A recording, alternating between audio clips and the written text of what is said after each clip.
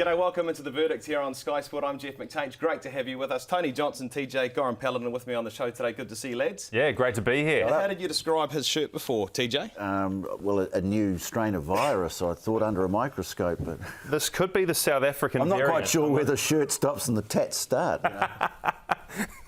It's a beautiful shirt. It's a good I've worn it many, many times before on this segment, and I haven't had one complaint until now. Until now. TJ's right, it does blend in with your arms there. Now, look, Thanks. we're going to talk some rugby today here on The Verdict. So firstly, we'll start with this one. Crusaders, Super Rugby Aotearoa. Who's going to challenge them? TJ, I'll start with you. Well, they're definitely the team to beat again. I mean, their record says that.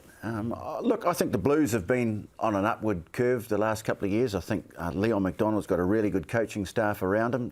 They've built their strength and depth. They've gone all out to build up tremendous strength in their front row. I mean, if you're looking at bringing Nepo Laulala into an already strong front row platoon, you're bringing the likes of Karl Tuinukuafe off the bench late in the game. I think that gives them great strength. They've got a very good loose trio. They've picked up Dylan Hunt. And so if you've got options there, you need options there because it's a very injury-prone position.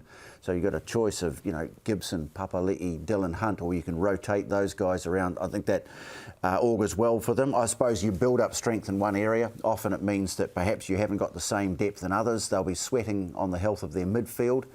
That'll be really important that those guys stay fit. But they've got so much brilliant talent, attacking talent, mainly in the back line, but of course the likes of Sotutu, who had such a breakthrough year last year. But I think, to me, they've got a very strong forward foundation. If Patrick Tuipulotu can play the way he did last year in Super Rugby Aotearoa, the way he led the side, then I think they are a very definite threat to the Crusaders. And the other team, my Smokies, the Highlanders. Hey. I like Tony Brown. There's so much to like about Tony Brown. They've got some really good talent. The pre-season's been good as well. And they always seem to, come together and with a team that it will just roll over for no one. So there'll be plenty of upsets, or there'll be plenty of scope for upsets in this, and I think they might be the team that could cause real problems for the others. We'll talk more about those two teams shortly, but your team, Goran, to challenge the Crusaders? Yeah, well, I think what Tony said there right at the death would have excited you no end. I mean, you're a man from the deep south. I think you've got maybe 5 or 6 family properties throughout the Central Otago region. Yes. So Highlanders, for me, I love what you said about the Blues, because I'm a Blues supporter through and through. But for the sake of this debate, I'm going Highlanders because I like Tony Brown, and he is one of the strongest coaches in this competition. Make no bones about that. Scott Razor-Robertson is obviously right at the top of the tree. He's knocking on the All Blacks coaching door. But Tony Brown, I mean, like he was in the reckoning to become the All Blacks coach once Steve Hansen left the post. He and Jamie Joseph, they've done great things at the Highlanders before. They won their title in 2015 together. He comes back. It's like, the prodigal son returns in a way, and what that does for the players is immeasurable. They'll lift under him. And what he does for guys like Josh Ioane and Mitchell Hunt, guys who play in the 10 position, I reckon that, again, it's a feather in their cap. And it's not just that, it's about the innovation that he brings. He's not afraid to try new things and put the players in an uncomfortable spot to get a good result. So I like the Highlanders for Tony Brown and a number of guys who are either returning to the Highlanders or returning to Super Rugby. Liam Squire, you spoke about the loose for the Blues. He's going to strengthen that loose for the Highlanders no end. He's had a couple of surgeries. He's been sort of in the wilderness for a couple of years, but he's cleaned up his knee, he's cleaned up his hip.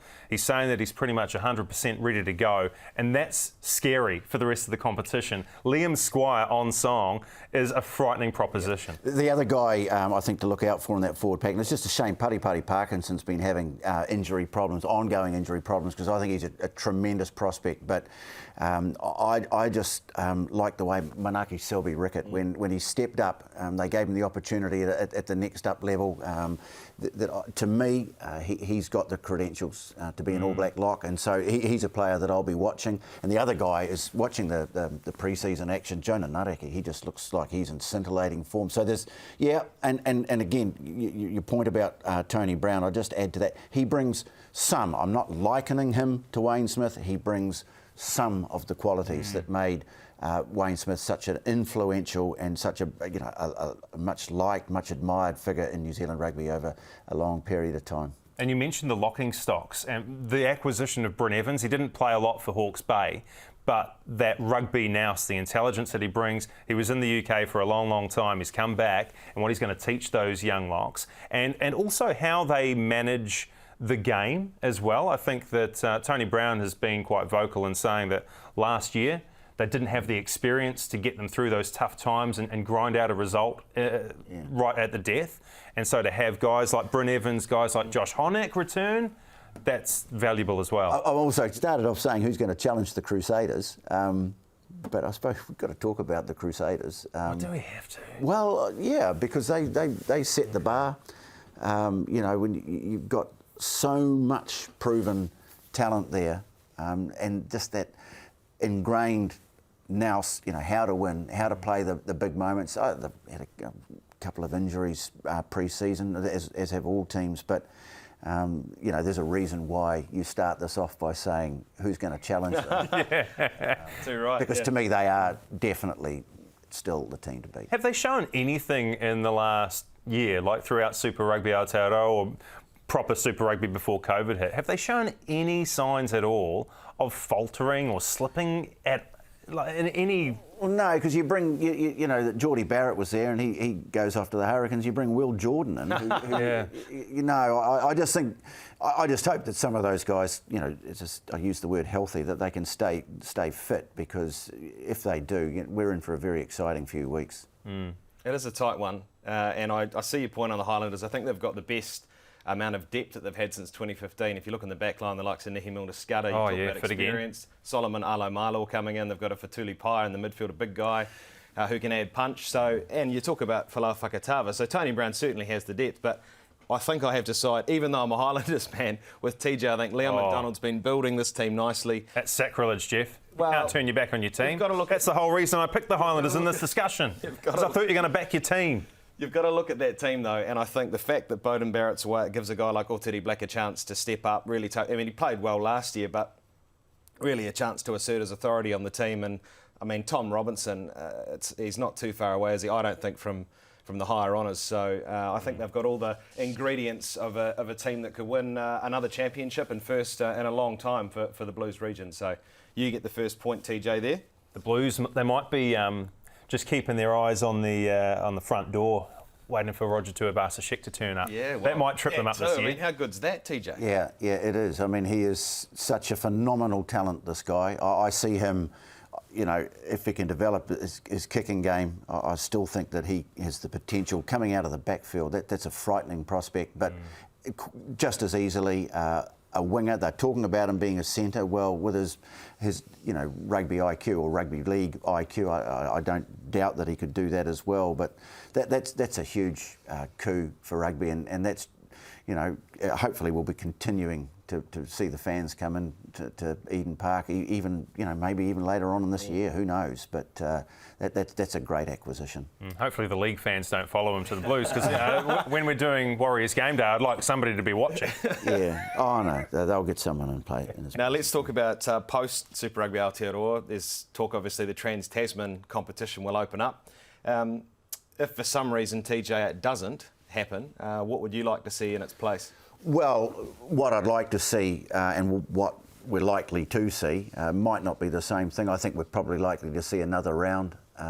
What I'd love to see, and I'm not sure that it's workable, just extend that north-south concept. That was a great success, that north-south game. You wouldn't think that you'd go to a game with no fans in the stadium and go away just buzzing from what you'd seen. It was a phenomenal game. I didn't have a problem with the selection process. I know a lot of people did, but they had to. Yeah, I know, but they had to draw the line somewhere. How do the Barretts play? But what we ended up with was the showcase of our best talent, and so if you work around that, then.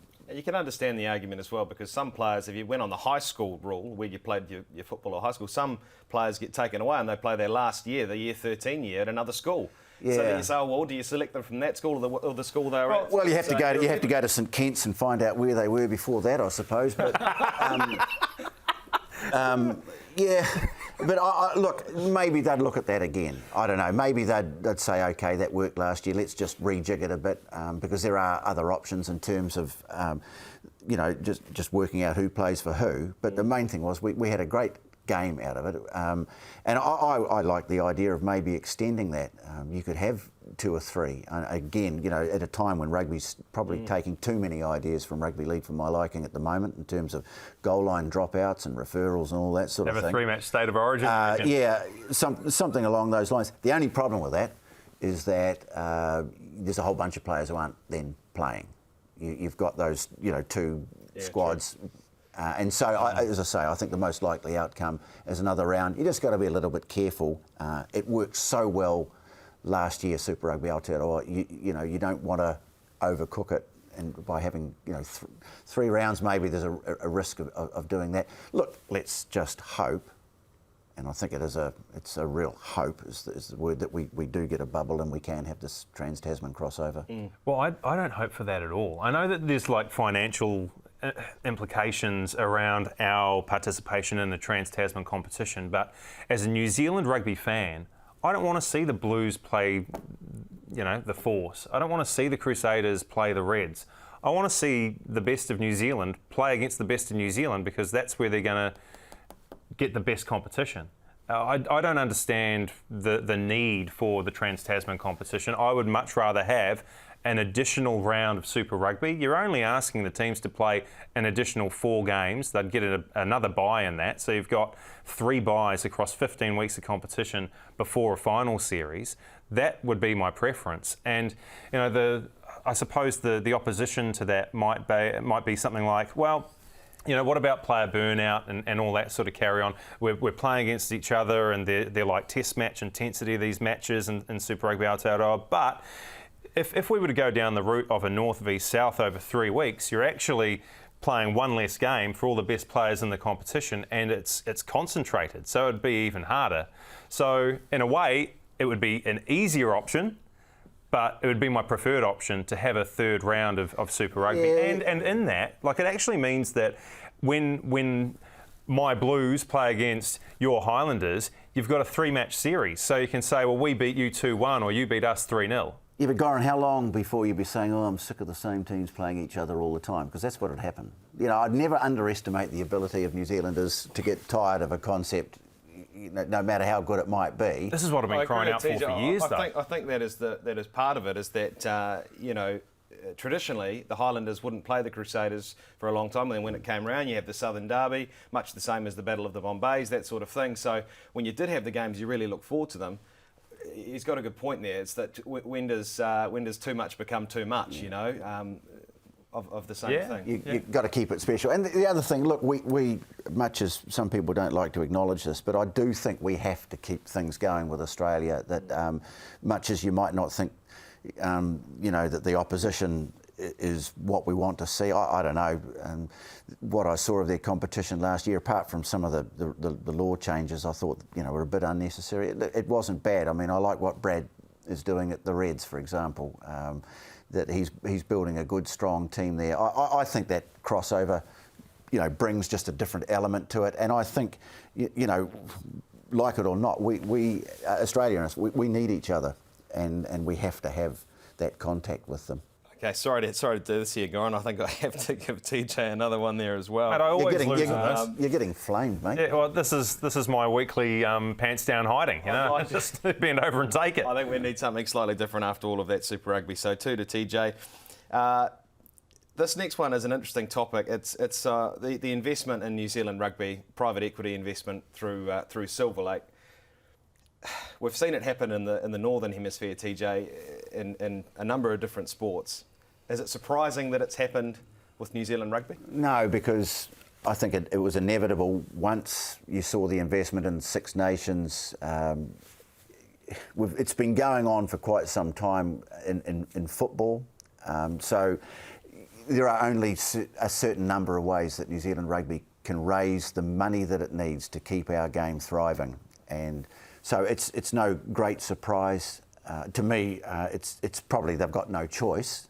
I have reservations about it. I think they've got to make sure this is such a critical decision that they've absolutely got to get it right. They've got to get the right people and you know, the right, I think, conditions in place for this. I think, from what I understand about these sorts of investments, they take investors' money, they go in, they buy a chunk of a company, and anywhere between, say, 7 to 10 years, they expect to double that investment. So you just think about what that means, you know, for what they want out of it. You know, 7 to 10 years down the line, they would be expecting to sell their share to someone else for twice what they paid for it. That's just, you know, my very vague understanding. I'm not a business reporter or anything like that, but that's how these deals tend to work in other walks of life. My concern would be that we have to ring fence our domestic game, that there's a hands-off there, that you can't have some bloke somewhere across the other side of the world going, do we really need all these provincial teams? Do we really need, I won't even mention any names because I'll enrage people, but you know, I could think of 3 or 4, you know, do we need those guys there? Why do we have to have so many of these teams? Can't have that. I think that's, to me, is the one thing that they have to do, is that they absolutely have to put a wall around our domestic game. It's a do not touch. It's all about taking advantage of opportunities like this, you know, and New Zealand football in the past, they've been guilty of not leveraging off of the 82 World Cup, the 2010 World Cup, and, you know, we've got another opportunity in 2 years' time with the Women's World Cup being hosted here and in Australia. I wonder if that's going to give them, you know, third time lucky, how they're going to leverage off of this to make sure that the money goes to the right places and that, you know, people are inspired by what they see. And so, yeah, if the money is used accordingly, then yeah, we'll get that groundswell of people coming through the grassroots. And also, just to pick up on your point, TJ, keeping the top players in the top league so that they're not traipsing off to Japan for a sabbatical or a different experience. I want to have a different culture, blah, blah, blah. Yep. You know, does TJ Perenara go to Japan? Does Beauden Barrett go to Japan if the money is there to service those players here in New Zealand? Yeah, I tell you, that's a word I'm well over. Sabbatical? Yeah, done with I'm sorry, sorry I mentioned it, mate. Yeah. I mean, have you had a sabbatical from Sky? I mean, you've been working here for a while. Surely you're entitled to one. The summer's I hope not, mate. They might send me on a sabbatical and forget to ask me back. But as long as they're paying you. These fellas coming on, mate. They keep... I don't think you got anything to worry about with jet. Come on. I'm just joking, mate. I know a few false starts on the show. Hey, look, talking of sabbatical, speaking of them, a man who had a couple in his career and he's recently brought down the curtain, hung up the boots, you could say, 19 years in the game, 112 tests for the All Blacks. Dan Carter, TJ, I'll just share a couple of sentiments I heard from Richie McCaw on Radio New Zealand. He said that he changed the way a 10 played the game and that when he came into the All Blacks as a young man playing in midfield and moved to the 10, he said, I was surprised to see a 10 doing so much tackling. You know, he did it all. You've seen him play a lot through your career, TJ, called a lot of his games. What was so special about Dan Carter and what do you think his contribution and legacy will be after 19 years at the highest level? Well, I always think one of the great hallmarks of an outstanding, you know, a really great sports person is that they seem to create time for themselves. They seem to have that extra split second of time that's needed. You know, they talk about Bradman, always made it look like, you know, he had that little bit of extra time before he played his shot in cricket, or a Martin Crowe, someone like that. And I think Dan Carter was one of those players. He just gave himself that little bit of extra time to do what he wanted. He combined the outstanding attributes of just a gifted natural athlete with an all-round game that was honed through so much practice. And I think that's perhaps the thing that, for all his natural talent, Dan Carter worked so hard at his game. I mean, his dad built him goalposts in the back paddock so he could practice kicking off both feet. And I'm amazed at the number of kids I see these days. They come out of secondary school rugby with a sort of a rock star reputation. They can't kick off both feet, or they can only pass one way. Dan Carter could do all that. And of course, he became the supreme game manager.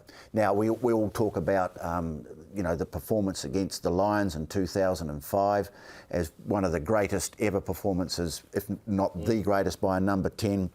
But I also looked at that 2015 World Cup, and he just set himself for the big moments, and the way he just calmly stepped back the other way and slotted the drop goal at a crucial stage in 2 games, to me, that was the measure of the guy. Just an absolute privilege to be able to see it. And the only other thing I'd sort of say, Clive Woodward was asked about comparing him and Johnny Wilkinson. He went for Wilkinson. Of course he did, because Clive has to reference himself in every judgment that he makes. Well, it's funny, I think Johnny was in one of Dan was asked who his top 5 rugby players were that he'd played against, and he said Johnny was obviously one that he looked to. Oh, I'd have Johnny. Johnny Wilkinson, a great player, but I'd have Dan Carter, don't worry, every time. Yeah. 2005 Lions, 2015 World Cup, and in between times he didn't drop his bundle. You know, he was quality right throughout, and not many players can say that about themselves, that they can maintain such a high level for that period of time. Unreal. And that's what Dan Carter was able to do. Yeah, he came and went with injuries and, you know, busted Achilles and things like that, but throughout all of that, he would always find that top pedestal again to sit upon. And absolute legend of New Zealand rugby. I remember doing a piece for a magazine about him at one stage, in which I talked to other players, and one of them is Aaron Major, a guy whose views on the game always interest me. And he just said that Dan Carter, to him, had the sort of confidence in himself, but was never arrogant with it. Knew what he was capable of, and Graham Henry was the other one who said that he was unaffected by his fame in terms of his position in the team. He never stopped being a member of the team. Yes, he became a very influential member of the team. He became very much part of their whole, strategy, their attack strategy and what have you. But to them, his huge profile didn't change what he was to the teams that he played in. That says a lot about him as a person. I think that also speaks volumes for the upbringing that he had, the parents that he had, that he, very level, a superstar of the game, but a very good team man. Just picking up the point that you made about how he stayed grounded through all of the fanfare and, Women's Day articles and newspaper articles on this guy, the good-looking guy who was also a fabulous footballer. It would be so hard to ignore all of that and, try and stop your head getting big.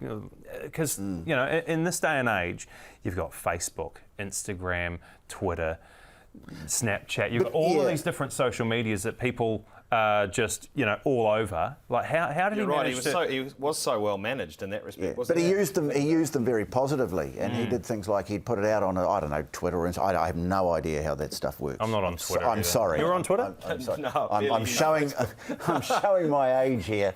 But he would say, I'm going to be such and such at a certain place of time. I've got some gear to give away. Yeah. Come down, and he did that. He gave away gear to people. He engaged with his fans in a very positive way. Again, speaks volumes of the guy. And look, sure, I'm not sure about those ads for the chemist shop. I don't know about that. Chemist Warehouse. He's very cheerful in them, though. I almost want to go. But generally, I think he was pretty selective, and the smart people are, they're very selective about where they put themselves. Did you buy a pair of his jockeys? You saw them on the billboard? Did that sort of entice you to go into Farmers? I reckon you would have bought a pair of his jockeys. I did buy some jockeys, yeah, I did. I got a free pair at Radio Sport once. I just handed them out. Still got them? Nah, they sort of disintegrated over time. No, Carlos Spencer didn't make me like toffee pops anymore either. All right, boys, thanks very much. So I'll give you half a point each for that. So that's... oh, wow, very generous of you, Jeff. Thank you, mate. It's 2.5 to TJ. Suits me. Half a point off the mark. I think you get the last word. Get the last word? Bring it on. I'm just really looking forward to what lies ahead. I just hope our good fortune continues and we continue to do the right thing so that we can manage this awful virus and continue to enjoy the privileges that we have over the last year, and being able to go and enjoy watching great sport in this fantastic country that we live in. Tony Johnson, Goran Paladin, thanks very much indeed for your time, gents. That is us for the verdict this afternoon. Thanks for joining us here on Sky Sport. We'll see you next time.